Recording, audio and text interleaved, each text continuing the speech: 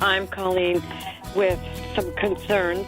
My wife and I had a squabble over me being stupid. This is a big problem in our culture. I'm having trouble figuring out what my husband's love language is. Welcome to Building Relationships with Dr. Gary Chapman, author of the New York Times Bestseller, The 5 Love Languages. Today it's our May Dear Gary broadcast as we feature your questions to our host. That's right, Dr. Gary Chapman is in the house and ready for your questions and comments, and we have a number that you can call if you want to ask Dr. Chapman a question. It's 1-866-424-GARY. And we have a featured resource at our website, buildingrelationships.us. It's the 5 Love Languages of Children Workbook Bundle, which includes the book and the workbook. Find out more at buildingrelationships.us. All right, you have to tell us more about this resource and who it's for, Gary, this 5 Love Languages of Children Workbook Bundle. Actually, Chris, it can be for an individual parent or a husband and wife doing it together, or it can be used in a small group, the workbook. You're reading the chapter in the book, the original book, The 5 Love Languages of Children. It's for parents. And then you turn to the first chapter of the workbook, and it actually helps you apply what you've just read in that chapter. And if it's a group, then you all in the group discuss, your responses to that in the workbook. So I think it's going to be really a good tool. Of course, the 5 Love Languages of Children has been out for a long time. The workbook is a newer thing that we've added because we think it's going to help people, as I said, in small groups, but also just a husband and wife working through it, or even an individual parent working through it. So I think it's going to be an asset to really applying what you're reading as you work through the book with the 5 Love Languages of Children. I love the thought of small groups, though, because you get parents together and they start talking about, here's what we're struggling with. And parents realize, hey, we're not alone in this. There are other people who have the same kinds of situations. Yeah, absolutely. And that's always encouraging. And it stimulates conversations after the session's over. You heard somebody said something that really helped you, and you go have a conversation with them. So, the Christian life was meant to be lived in community. So I think anytime we're doing something in smaller groups where we can interface with each other and be honest and open, whatever the topic, it's going to create growth in our lives. Well, you can find out more about that featured resource at buildingrelationships.us. It's the 5 Love Languages of Children Workbook Bundle. Just go to buildingrelationships.us. Okay, Gary, our first caller today wanted to remain anonymous, so we have transcribed her question, and here it is. Gary, here's my situation. When my husband and I dated, we both rode bikes. Now he won't do anything active. He won't even walk the dog. When I pray at the table, he says, we don't need to pray every night for our food. What can I do? I was the one who always did the devotions with the children, and he doesn't really talk about his faith at all. Recently, my son renewed his spiritual life, and we've been doing devotions together. That's a huge blessing and an answered prayer, but I would like some advice about my husband. Well, Chris, I'm guessing that a number of our listeners might identify with this. It's where one person is walking with God and another is not walking with God. Because anyone who is walking with God will be willing to share that walk with other people, and especially in the family. Again, I'd say, first of all, you cannot make your husband participate with you in daily devotional time. You cannot make him want to give thanks for the food when you sit down to eat. You can pray that God will work in his heart. God may or may not use you to do that, but that God would work in his heart by bringing people into his life who can speak into him, or circumstances into his life. Because sometimes it's circumstances that God uses to shake up a person who is either not a Christian at all or is not really walking in close fellowship with God. A conversation probably would not hurt for you just to sit down with him and say one night, honey, I want to talk to you about this. I don't know how you feel. and you just kind of share your heart. But, I enjoy talking with you. I enjoy having prayer together. I would like to have devotions together. I think you know that. And I don't know inside of you what's going on. Is it that you don't like God, or you don't know God, or what is it that has you where you are in this situation? And I'm not trying to make you do anything, because I can't do that. I'm just sharing with you my heart and just trying to understand where you are and what's going on inside of you. As I said, I don't know that it would hurt to have such a conversation. It may or may not help, but I don't think it would hurt, because he will walk away and he may get angry. I don't know. Depending on his personality, he may get angry with you for even bringing it up and say, I don't want to talk about it, and da-da-da. He can't keep you from talking to God. And God said, ask for wisdom, I'll give it to you. So pray that God will give you wisdom in terms of what you might do, and that God would bring other people into his life or situations that would really speak to him deeply, because often that's what has to happen. The Apostle Paul's life was radically changed. He was not an apostle when he had an encounter with God, and God can bring things and situations into people's lives today that can wake them up just as fast and just as meaningfully. The other part of her question is that he doesn't exercise anymore. So this one, she mentioned that first, and it's not as big an issue probably, but we used to ride bikes together. He doesn't walk the dog now. You've said through the years, you can influence your spouse, but you can't control them and what they do, right? Yeah, absolutely, Chris. And what's behind that behavior? I don't know. Does he have physical problems? How old is he? What is his physical condition? Do any of those things play into the fact that he doesn't even want to walk the dog or take a walk himself? And if so, she's concerned about his physical well-being, because if we're not active to the limit that we can be active, then we're going to deteriorate. The body will deteriorate. So I understand her concern there. She might invite him to walk with her if she'll take a walk and say, honey, would you like to walk with me? He'll probably say no. But if you do it on a regular basis, he may decide to join you.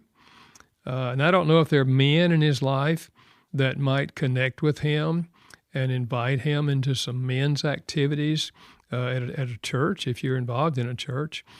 Because there are lots of things going on for men in most of our churches, and some of them are even physical, because some churches have gymnasiums and they invite men to come and do workouts and so forth. So all we can do is expose him to opportunities. But again, as you said, Chris, we can't make our husbands or wives do anything, but we can have a positive influence. And that influence is not nagging them. It's not nagging them. But it is trying to have meaningful conversations with them and ask what you might do or what someone else might do to help them in a particular area that we'd like to see improvement. Well, we love your questions about love languages. And if you want to call that listener line and give us yours, we'd love to hear from you today, 866-424-GARY. Here is a love language question that is a little bit complicated. Hi, Gary. I'm calling with some concerns. I started doing your 5 love languages, and I'm getting really stumped because my husband is an alcoholic, and I'm struggling with trying to answer the questions faithfully and truthfully. So I was just wanting, if you had some kind of ideas or tips that might help me, that would be amazing. Thanks. Bye. Okay, what I understand the caller to say is that she's taken the free quiz at 5lovelanguages.com, but she's having trouble even answering the questions, choosing between 2 or 3 things. Let me just throw this out. If you're trying to discover your own love language or someone else's love language, there are 3 informal ways in which this can be done. One is, ask yourself, how do I, if you want to know your love language, how do I typically express love to other people? Am I a gift giver? Am I giving encouraging words? Or am I having long conversations with people? How do I most normally express love to other people? That's a clue to what your primary love language is. That is what you want to receive. And you can ask the same thing about the other person, your husband, for example. How does he typically express love to you or anybody else? It may not be your primary language, but he's doing something perhaps. And then the second is, what do you complain about most often?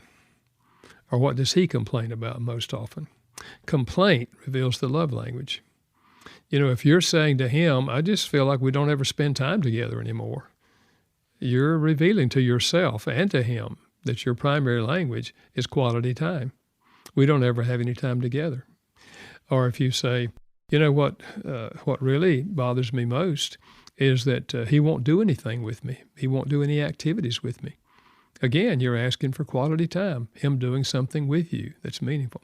So, and what does he complain about most often, if indeed he complains?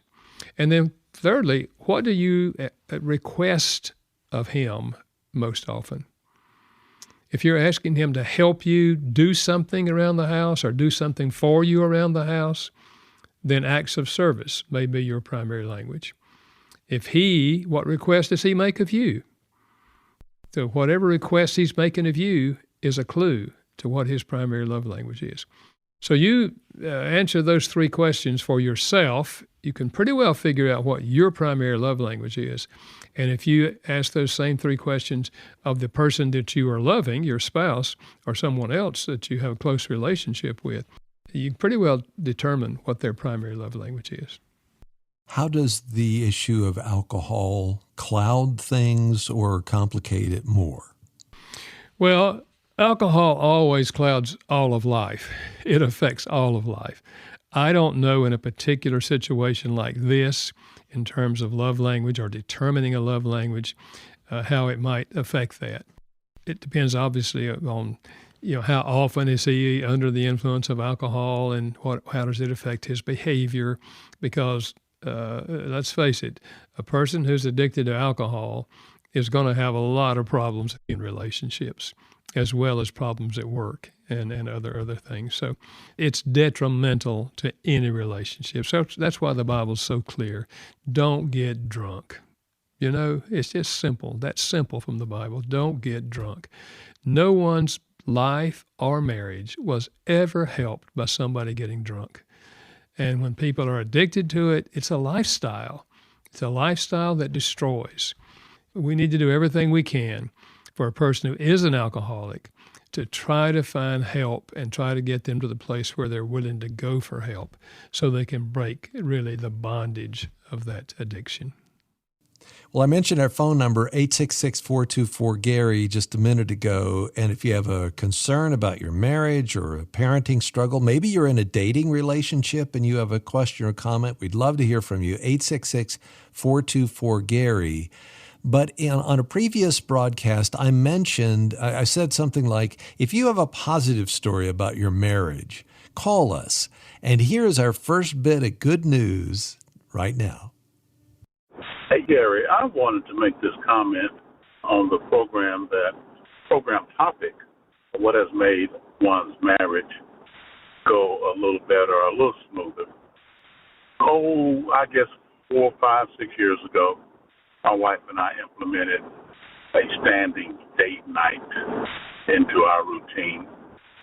And what that looks like is one day a week, every Wednesday, we shut everything down and we go on a date.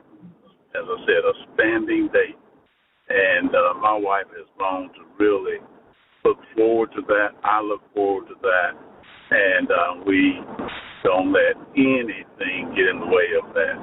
Prior to establishing that date night, things weren't as smooth as they could be.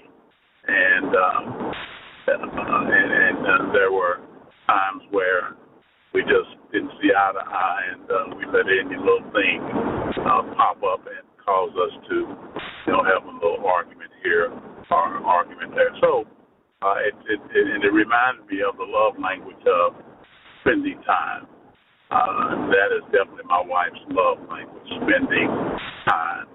And she really enjoys that and cherishes that. Thank you. Well, Chris, as I heard that question, it sounded to me like I heard waves. I don't know if he was on the beach when he asked that question. Did you hear that? It sounded like road noise to me, but it can, it can be just like holding a seashell up to your ear. You can hear that as well. That's what I heard. I said, he must be walking on the beach. Well, at any rate, I'm really glad that he called because he's sharing a practical idea that enriched his marriage. And if quality time is their language, especially, that would be powerful. It would be very interesting to know some of the things that they do on their date night. Might give other people ideas. For some people, a date night is simply going out for dinner. Well, that's fine. But maybe there's other things that he and she have done that would be helpful to know. But I do think setting a time in which the two of you do something together on a regular basis, whether you call it a date night or it doesn't even have to be night. It can be a date in the middle of the day, depending on your schedule, in which you do something together that both of you want to do, a way of spending time with each other. Because we can get so busy in the context of daily life, we don't ever have any quality time with each other in which we're just giving our attention to each other. We may be doing something else. We may be riding a bicycle. We may be, building a Habitat for Humanity house together. But just doing something. I do think there's value in having variety on the dates that you have. But this is a great idea, and I really appreciate him sharing that. Many people have discovered what he's discovered, the value of a regular time together.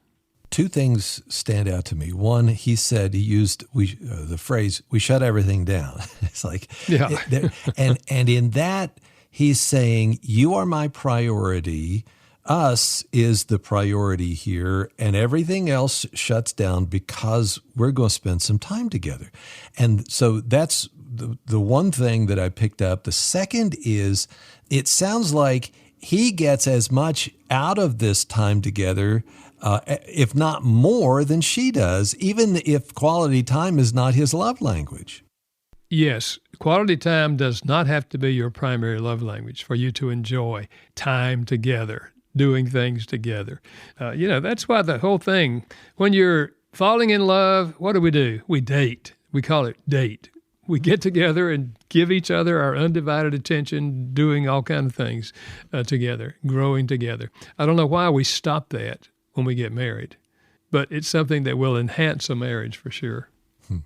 Let's keep the positive vibes going. Listen to this next call who has had a big change in his life.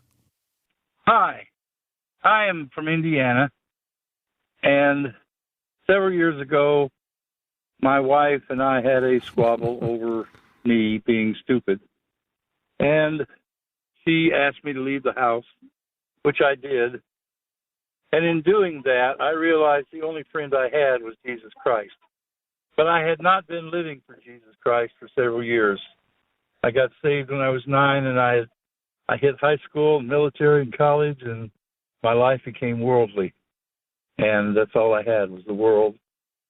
So I started reading books, Gary Smalley, Chapman, and some others.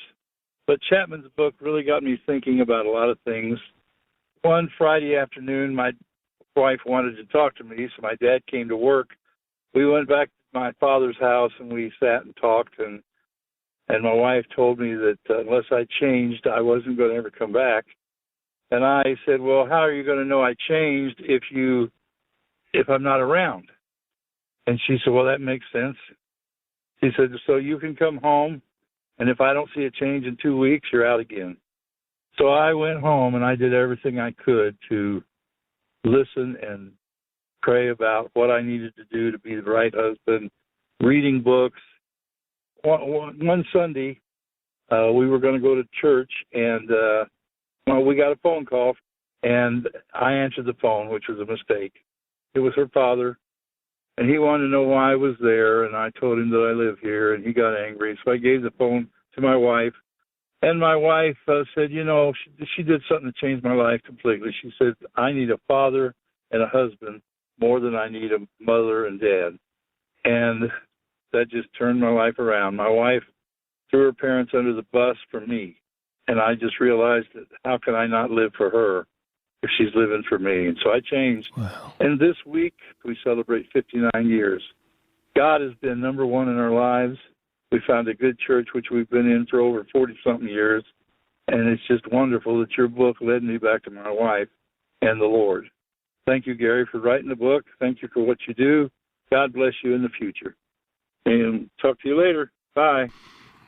That is certainly an encouraging call, Chris, when you hear what God did in a person's life.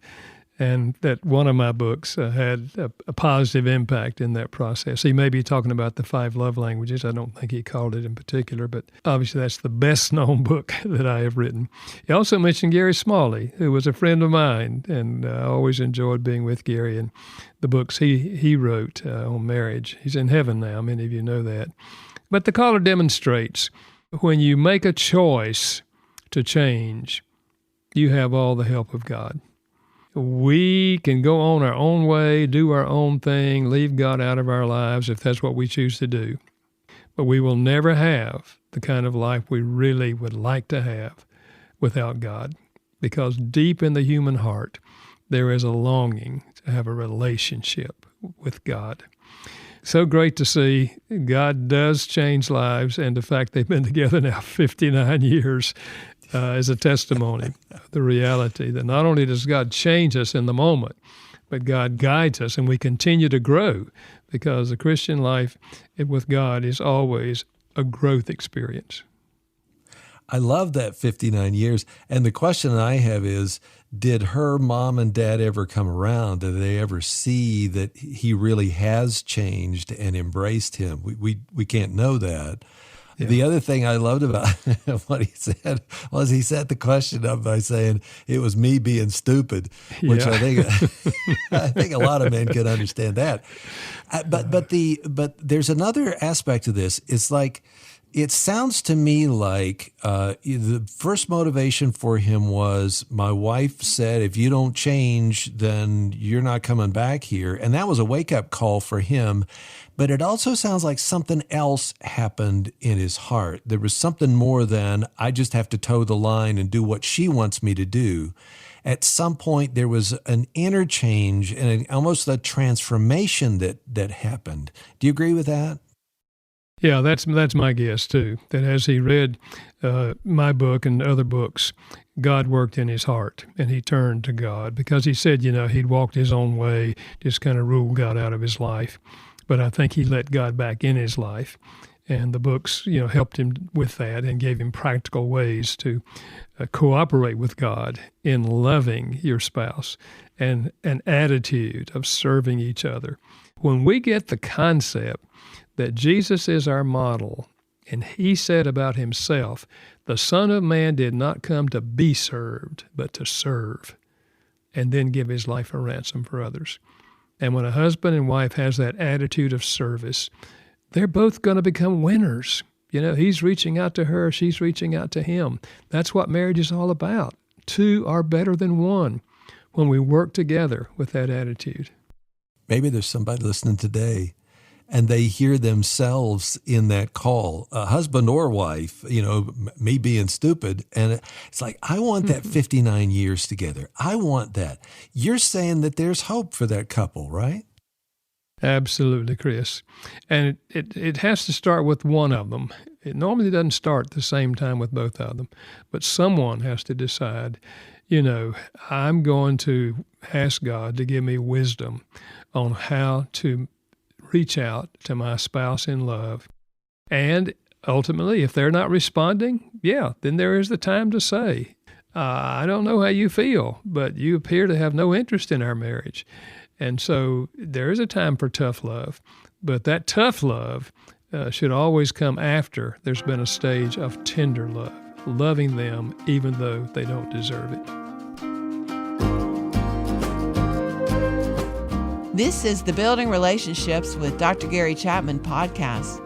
We'd love to hear your question or feedback at our listener line. 1-866-424-GARY is our number. Call and leave a message, and you might hear an answer on an upcoming Dear Gary broadcast. Again, 1-866-424-4279. If you go to 5lovelanguages.com, you'll see our featured resource, the 5 Love Languages of Children Workbook Bundle. Again, go to 5lovelanguages.com. Gary, here is a basic, fundamental, bedrock question from a listener that I think is going to help somebody else who's listening. Here we go. Hi, Gary. I was calling to find out how I go about locating therapist or counselor in my area that deals with my personal needs. That would be great. Thank you. Well, that's a common question that people ask if they are not aware of, counselors in their area. Several approaches. One would be to call some of the churches in your area and ask them, do they know of Christian counselors in your area? Because many times the pastor and staff members of churches know who the Christian counselors are, and they would be glad to refer you to one of them. Locally, that's probably the best thing you could do is call a church and ask that question. You can also call Focus on the Family in Colorado Springs. You can locate them online. Just Google Focus on the Family. They have counselors, some 20 counselors, who are available in the daylight hours, basically, to talk with you. And they will not do long-term counseling, but they will recommend to you counselors in your area because they have a list of counselors all over the country, Christian counselors. And you share your basic problem, the one you're struggling with, and they will give you a list of some folks in your area that you can call. There is another organization called American Association of Christian Counselors. I think the website is aacc.org. I could be wrong about that. Don't quote me on that one. But American Association of Christian Counselors, you can Google it. They also have a list of counselors all over the country. So you give them your zip code, and they will give you a list of counselors that you can contact in your area, and then call them and see if they work with folks who are having the problem that you're having. Yes.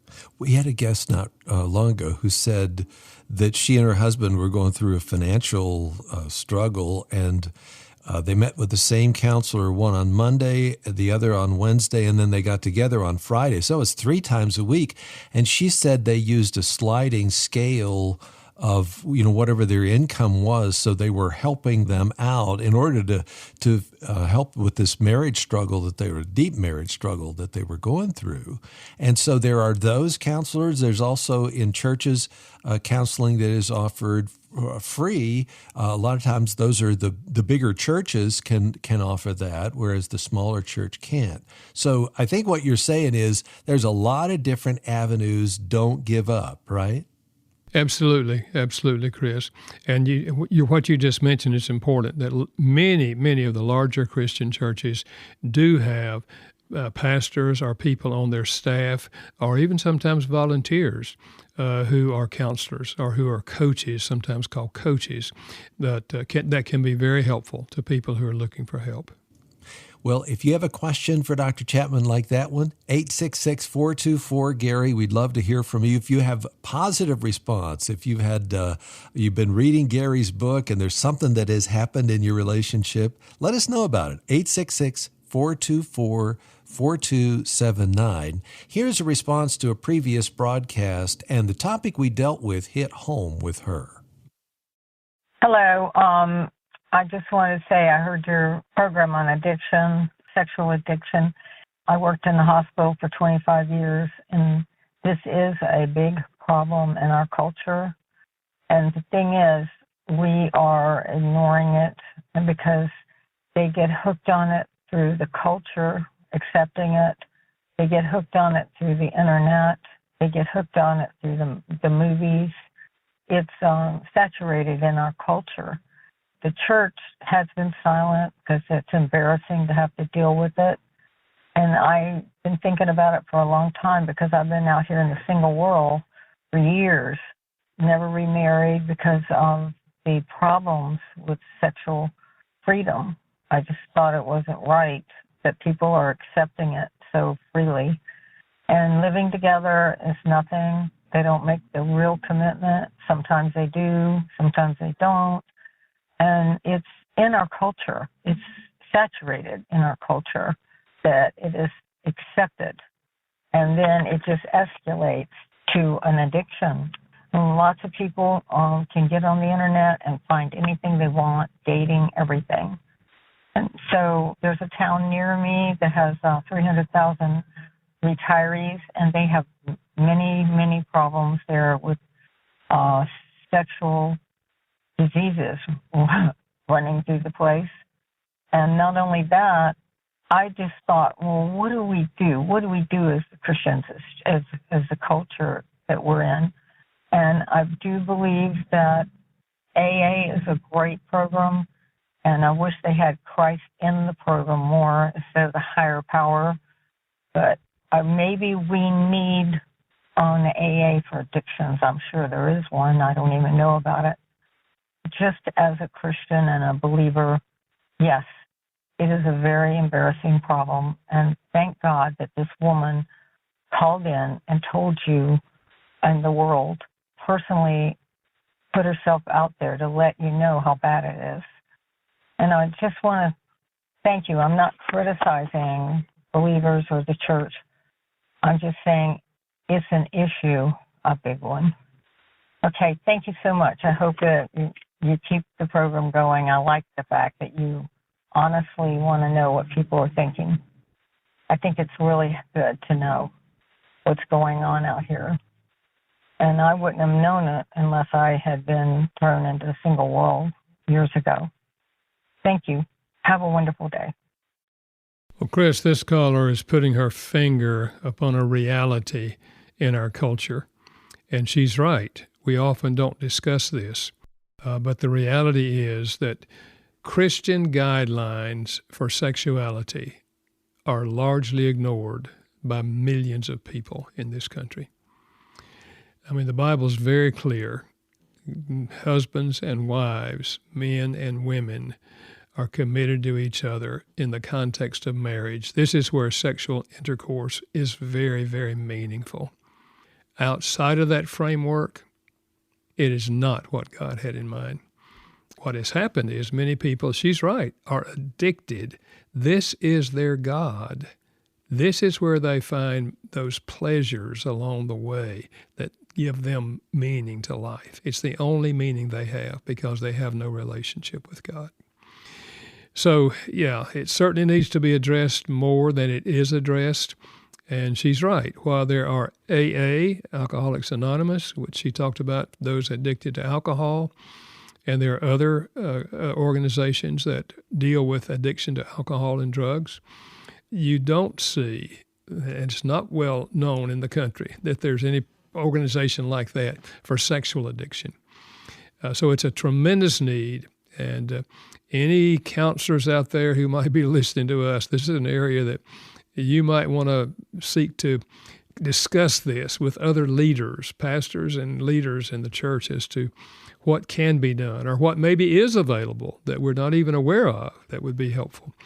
It's an issue that has to be dealt with. Otherwise, we continue down this pathway of lives literally being destroyed because they've written God out of the equation of their lives and are doing simply what brings them momentary pleasure. You know, it was interesting to me that she brought up this place that's near her with a lot of people there who are older who are caught in this same thing. So this is not just the younger generation, and they're not. This is everybody, isn't it? It is, Chris, because we have largely ignored the traditional biblical teaching on sexuality. And we have allowed any kind of sexual relationship as being legitimate. And when we do that, we just open the door for people to be addicted to it. Because let's face it, the Bible says there is pleasure in sin for a season. So we're not denying that there's pleasure in this. But what we are saying is it does not lead to ultimate satisfaction because it is a rebellion against God's principles and God's guideline. And everything God laid down for us, He laid it down out of His love. He knows us. He made us. And He knows sexuality and everything else about us. And He gave us guidelines to follow. And when it has its proper place, it's beautiful. But when we make it a God, it is a false God. Gary, here is a marital love language question that you may have heard before. See if you can give some help here. Hi, Gary. I have a few questions about me and my husband's relationship. First of all, I just wanted to say thank you for the work that you have done. It's been such a blessing. I've read the 5 love languages and have been really trying to apply it to my marriage. But I'm having trouble figuring out what my husband's love language is.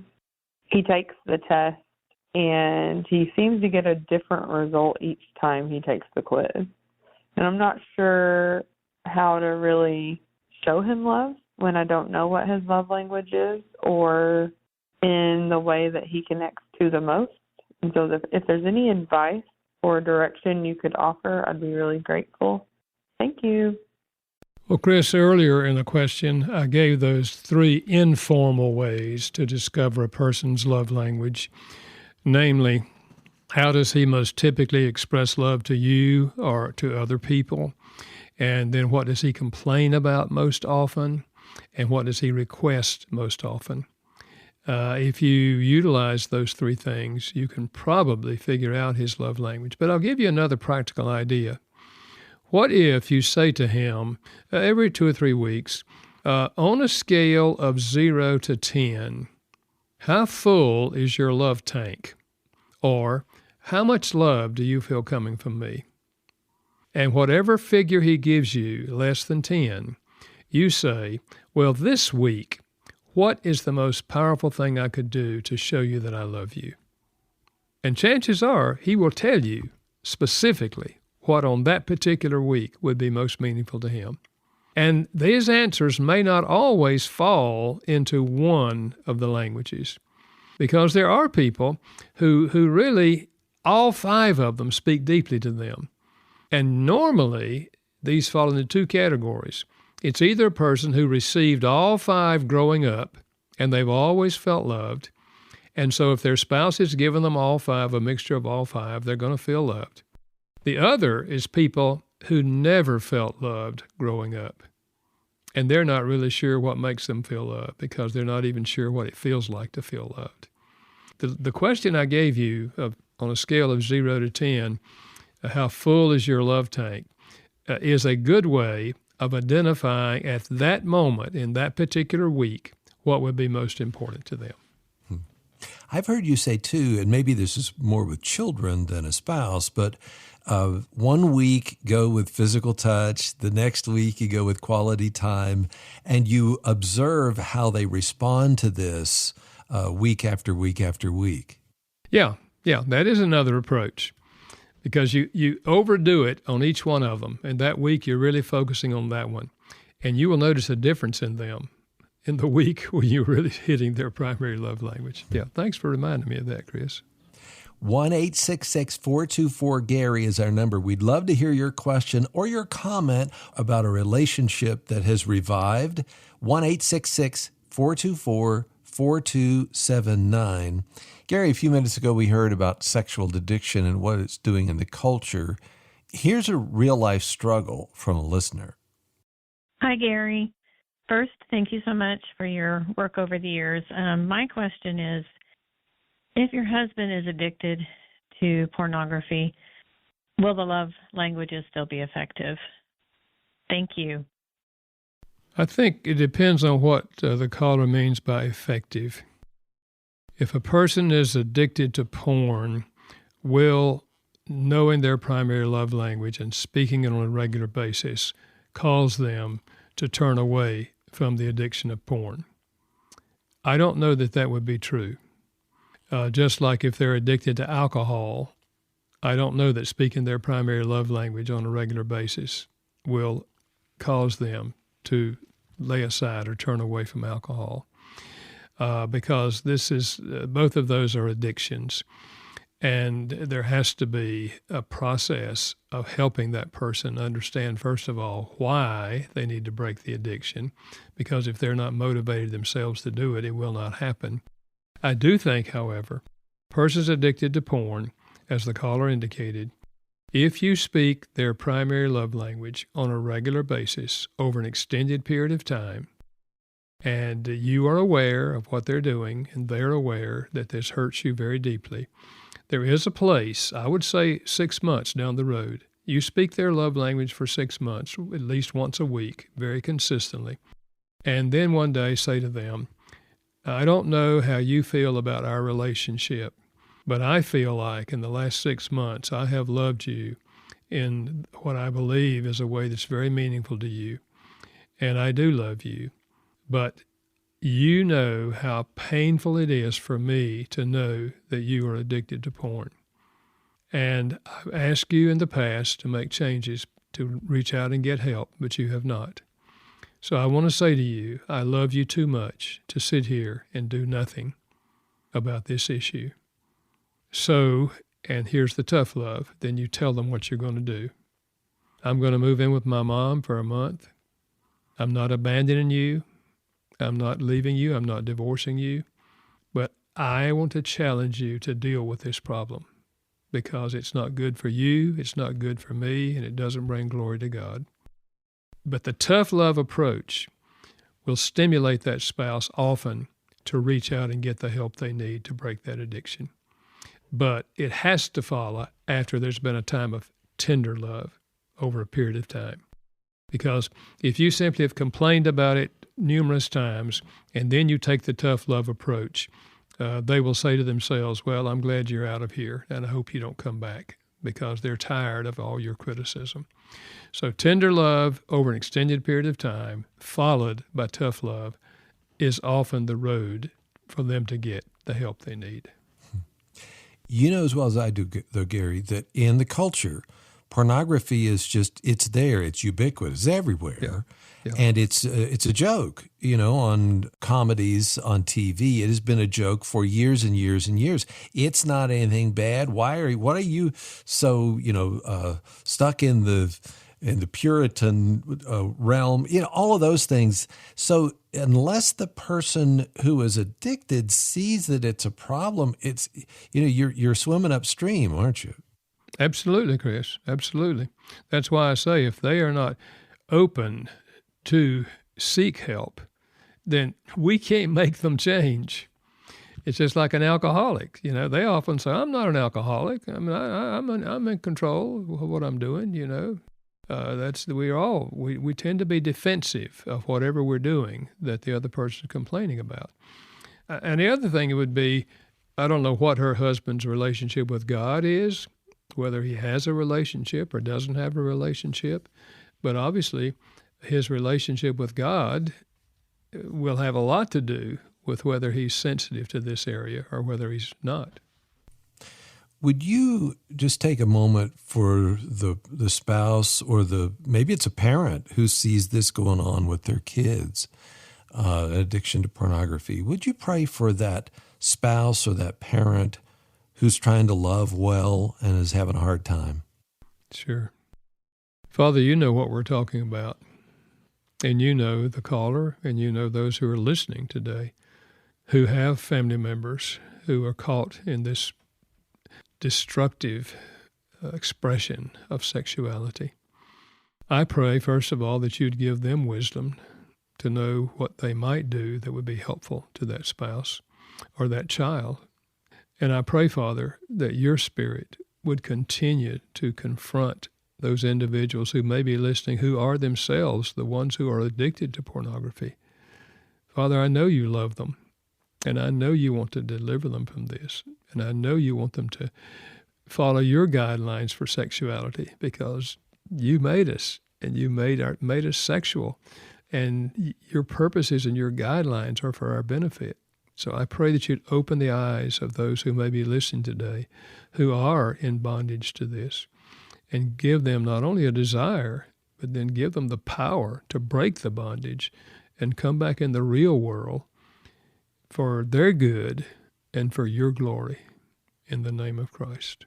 Amen. Amen. Well, that is our conversation for today. Thank you for listening. And if you want to add your voice to maybe respond to a caller today, ask a question, make a comment, give us a story, 1-866-424-GARY is our number, 866-424-4279. And if you go to buildingrelationships.us, you'll see the featured resource, the 5 Love Languages of Children Workbook Bundle. Just go to buildingrelationships.us. And next week, how do you deal with the mood swings and eye rolls of pre-teenagers? Tricia Goyer and Leslie Nunnery give some great parenting advice in 1 week. A big thank you to our production team, Steve Wick and Janice Backing. Building Relationships with Dr. Gary Chapman is a production of Moody Radio in association with Moody Publishers, a ministry of Moody Bible Institute. Thanks for listening.